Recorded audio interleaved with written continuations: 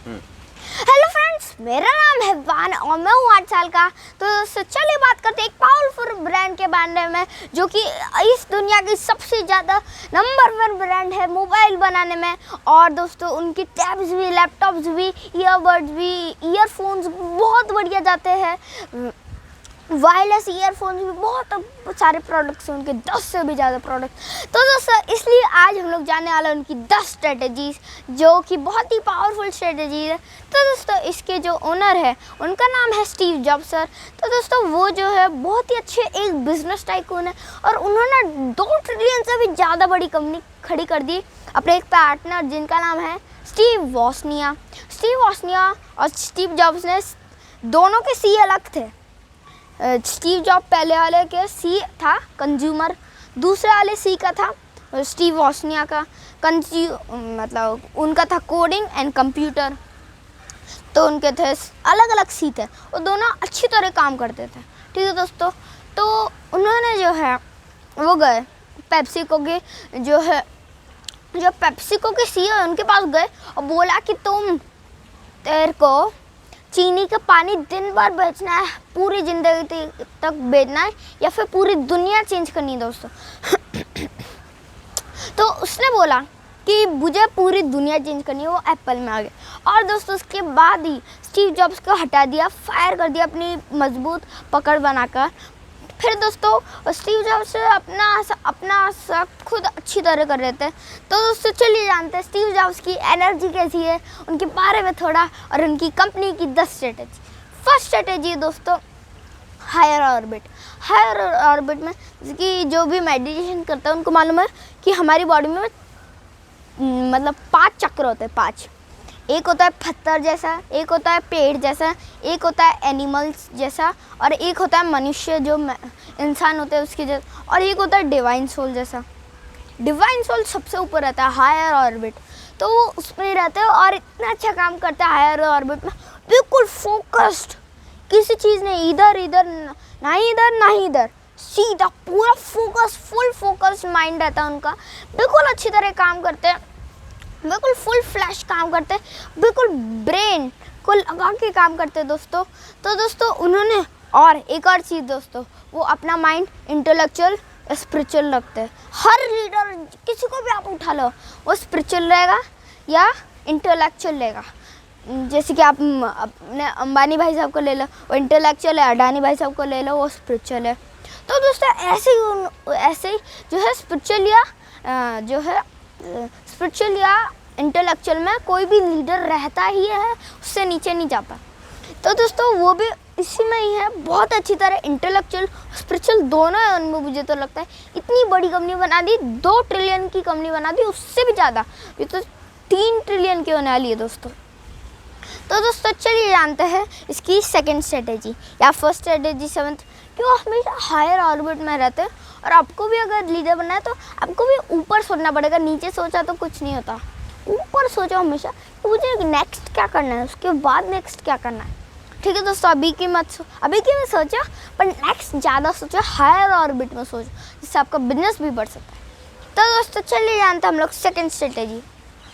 तो दोस्तों, second strategy है कि आपको जो है मतलब जो उनके फादर और मदर का नाम था, उनकी मदर का नाम था क्लेरा जॉब्स, उनके फादर का नाम था पॉल जॉब्स। तो दोस्तों, पॉल जॉब्स जो है वो एक गैरेज में काम करते थे। तो वो एक बार एक फर्नीचर बना रहे थे, वो किसी भी चीज़ से कुछ भी बना सकते थे। तो उसके पीछे वो माइका, हाई ब्रांडेड माइका लगा रहे थे। तो स्टीव जॉब्स ने पूछा कि पापा ये बताओ कि फर्नीचर लगा रहे हो, उसको देखते उसमें करो ना फिनिशिंग, आप पीछे क्यों लगा रहे हो। तो जो पॉल जॉब्स थे उन्होंने बोला कि अगर पीछे अच्छी तरह कर दिया तो दुनिया को वापस खोलकर देखने की ज़रूरत ही नहीं है। तो दोस्तों, उन्होंने वही करा है। एक बार उनका जो एम्प्लॉई है बैटरी उल्टी लगा रहा था, तो उन्होंने बोला उसको सीधी करो। तो उसने एम्प्लॉय ने बोला कौन देखेगा खोल कर, पर उन्होंने बोला कि कोई खोल कर नहीं देखेगा, पर अगर तुमने अच्छी कर दिया तो तुम एप्पल की रेपुटेशन बढ़ा रहे हो, बचा रहे हो। तो दोस्तों, इसलिए उन्होंने बोला कि तुम ऐसे करो। तो उनको एक बड़ी लर्निंग मिली। ये हो गई 2 स्ट्रेटेजी। तीसरी स्ट्रेटेजी दोस्तों समझते हैं, less is more. Less is more मतलब कि उन्होंने जो बिल्कुल वाइट रखा, बिल्कुल वाइट, उन्होंने कम ही प्रोडक्ट्स बनाए पर उनको ज़्यादा लगता है वो भी प्रोडक्ट्स, तो इसलिए उन्होंने बिल्कुल कम कर दिया, बिल्कुल कम प्रोडक्ट्स, बिल्कुल वाइट रखा। और दोस्तों एप्पल फर्स्ट ऐसी कंपनी, फर्स्ट ऐसी दोस्तों जिसके पास एक टीम है जो कि डब्बा खोल कर देखती है। सबके पास, सारे मोबाइल कंपनी के पास होती है डिज़ाइन की टीम, पर मात्र एक कंपनी है मोबाइल में जिसके पास डब्बा खोलकर उसमें जो पैम्पलेट वैम्पलेट निकाल कर देना है, और इतनी अच्छे से रख दो, एक एक कॉर्नर नीट एंड क्लीन निकलना चाहिए, और उसमें जो टेप कैसे बांधना है, टेप निकालो, टेप लगाओ, टेप निकालो, ऐसे एक्सरसाइज करते हैं जिससे उनके जो हैंड मूवमेंट्स फास्ट होते हैं वो अच्छी तरह दे सके अपनी प्रोडक्ट्स जो है कस्टमर्स को। तो दोस्तों ये हो गई अपनी 3 स्ट्रेटजीज। तो दोस्तों चलिए जानते हम लोग कैलीग्राफी। जब दोस्तों कैलीग्राफी का मतलब समझते हैं, तो दोस्तों जब उन्होंने स्कूल छोड़ दिया, उनमें मन नहीं लगा, कॉलेज भी छोड़ दिया, उनमें उसमें मन नहीं लगा, तो उन्होंने जो है कैलीग्राफी की क्लास ज्वाइन कर ली। कैलीग्राफी की क्लास ज्वाइन करी दोस्तों, तो उनको जो है फ़ायदा मिला, बहुत फ़ायदा मिला दोस्तों, ठीक है। तो उनको जो है उन्होंने सीखा कि एक अक्षर को 100 तरीके से कैसे लिखना है, जैसे एप्पल को सीधा लिखो, एप्पल को ऐसा लिखो। तो उन्होंने अच्छी तरह कैलीग्राफी 100 बार, तो उनकी जो है डेकोरेटिव मेंटालिटी जो है वो बढ़ गई उनकी दोस्तों। तो दोस्तों ये हो गई अपनी 4 स्ट्रेटेजी।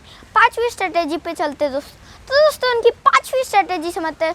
तो दोस्तों उनकी 5वीं स्ट्रेटेजी है कि उन्होंने जो है एप्पल में एक अच्छी तरह, बहुत अच्छी तरह जो है करा, जैसे कि मैंने आपको स्टार्टिंग में भी बताया था कि उन्होंने पेप्सिको की सीईओ से बात करी, पर उन्होंने उनको बाहर निकाल दिया, सारे डायरेक्टर्स को अपनी तरफ ले लिया, बाहर निकाल दिया, टर्मिनेशन लेटर दे दिया।